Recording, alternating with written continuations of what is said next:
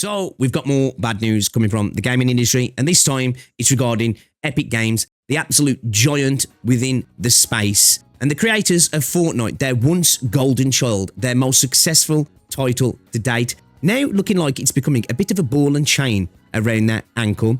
If we go back to 2018, 2019, the revenue for Fortnite was around about $2.4 to $2.8 billion per year, obviously from in-game purchases, skins, battle pass, cosmetics, etc.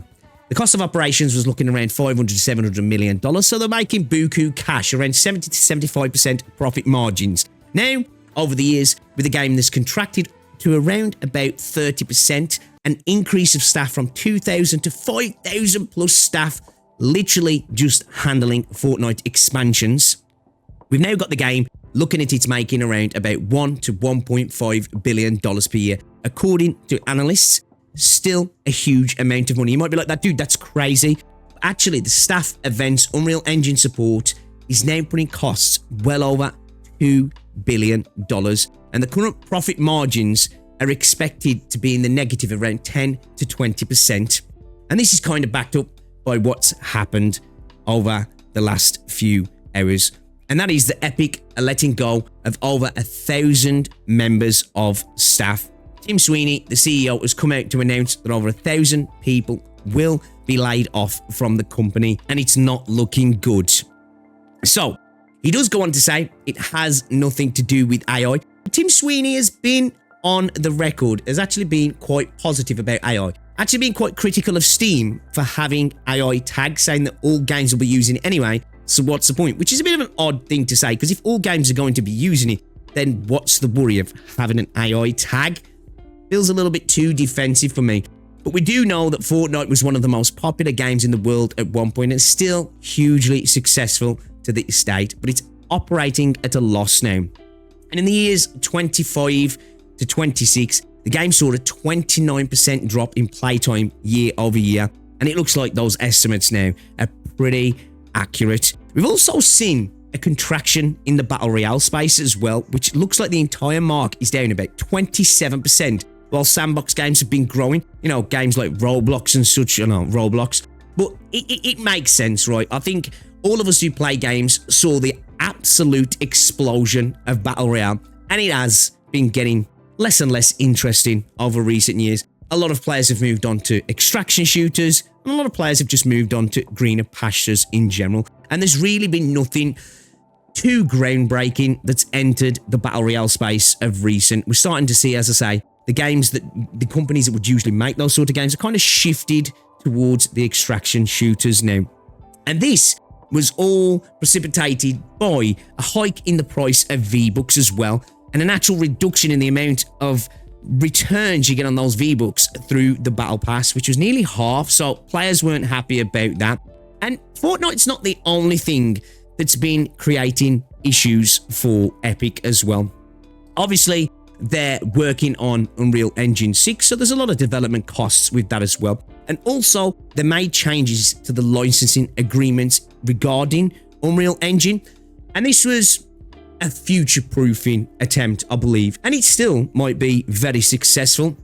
But they changed the royalty model, so they changed 5% royalty on gross revenue from games that use Unreal Engine above a certain threshold, 1 million per product. So if a game wasn't successful, Epic aren't making that money back, and if a very small company uses them, they're more than likely, potentially, aren't making that money as well. So that's going to give them a decrease potentially in revenue, but if games are successful, then they make their money and they encourage adoption. This is an attempt to maybe take the hit now and encourage adoption, because if you've got more devs working on Unreal Engine, when you move on to new engines, they're more likely to use that engine. Adoption is always great when it comes to engines. Probably a big reason why we've seen a lot of Unreal Engine slop recently.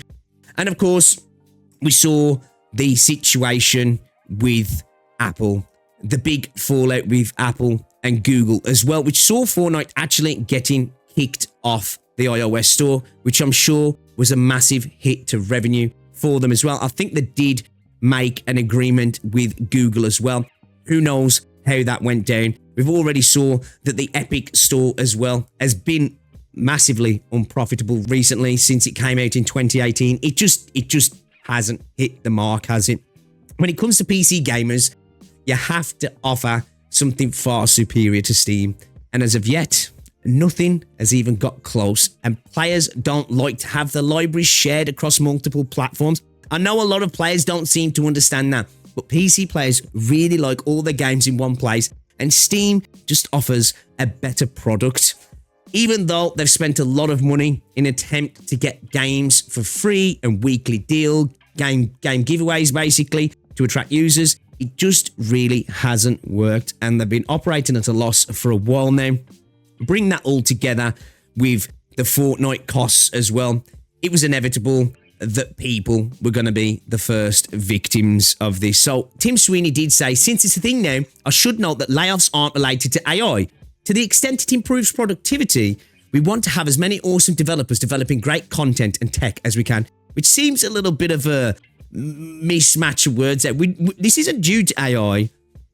To the extent it improves productivity, we want as many awesome developers as possible. It sounds like he's kind of saying that AI is going to be a big part of things, which we know it is, but it's an odd thing to say there for me. And he goes on to say, what we need to do now is build awesome Fortnite experiences with fresh seasonal content, gameplay, story, and live events. Accelerate developer tools with greater stability and capability as we have all evolved from Unreal Engine 5 and the Unreal editor for Fortnite to Unreal Engine 6, and we'll be kicking off the next generation of Epic with a huge launch plans towards end of this year. It's looking at potentially, I think we might be looking at like about 2027 to 2028 for Epic, for Unreal Engine 6. And of course, that's going to be a huge cost that goes along with it as well. And it'll take a while for developers to jump on the bandwagon. We'll see a lot of games still working with Unreal Engine probably for quite some time. So it's kind of a perfect storm of massive amounts of costs for them and their profits being a bit more set in the future. So of course, that means that a lot of people are losing their jobs. We've seen a slowdown in the gaming market in general as well. So it's not just Epic, it's not just the Storefront, it's not just Fortnite, it's the game space in general. And considering Epic make their money off the game space growing, of course, that means less money for them. He does go on to say that all the employees will receive paid coverage for 6 months and will accelerate their stock options vesting through January 2027 and extend equity exercise options for up to 2 years for all employees impacted. But of course, this isn't going to be any comfort to all the people impacted, right? That's 1,000 people, potentially 1,000 families looking at lower income in a time as life becomes more and more expensive. So it's never good to lose your job when the economy's great. The economy ain't looking good in a lot of places, so it's definitely not a good place to be.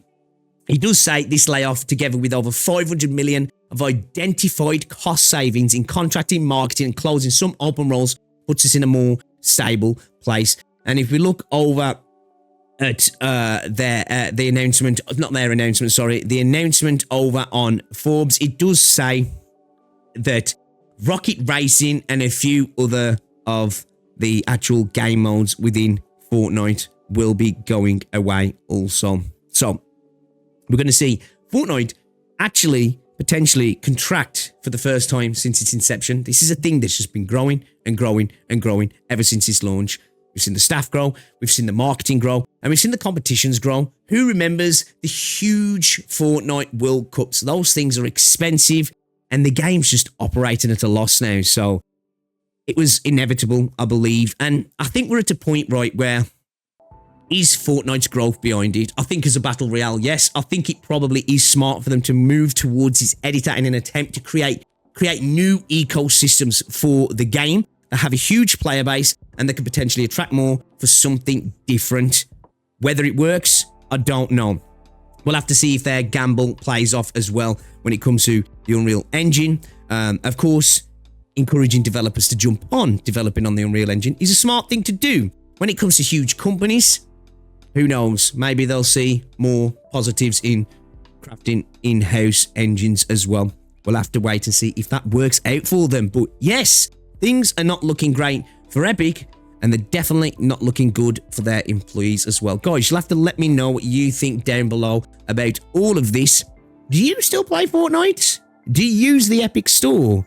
What do you think about Unreal Engine? I'd love to know down below. If you've enjoyed the video, guys, give it a like, subscribe if you're new. I'll see you all in the next one. Ta-ra.